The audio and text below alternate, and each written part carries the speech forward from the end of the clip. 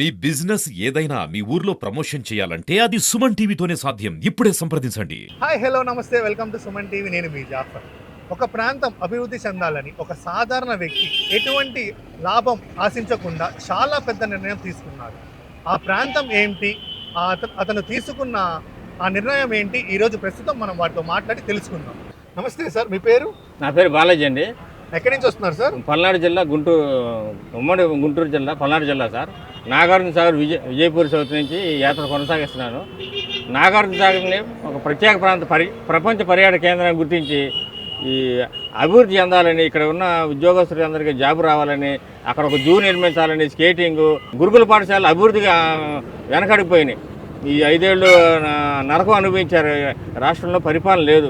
ఇంత ఆసుపత్రిని గెలిపించా, అందరూ బాధపడ్డారు. ఇక మంచి రోజులు వచ్చినాయి అని చెప్పేసి నేను కూడా షిరిడీ వెళ్తున్నాను. షిరిడీ నుంచి శని శంకనాపూర్ వెళ్తాను. చంద్రబాబు నాయుడు గారికి పెద్ద వీరాభిమాని అండి.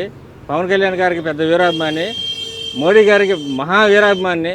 రాష్ట్రం బాగుండాలంటే అటు చంద్రబాబు నాయుడు రావాలి, పవన్ కళ్యాణ్ గారు కూటమి గెలవాలని నేను రాష్ట్ర పర్యటన చేసి గత ప్రభుత్వంలో ఈ సైకో పోవాలి, సైకిల్ రావాలని యాత్ర చేశాను.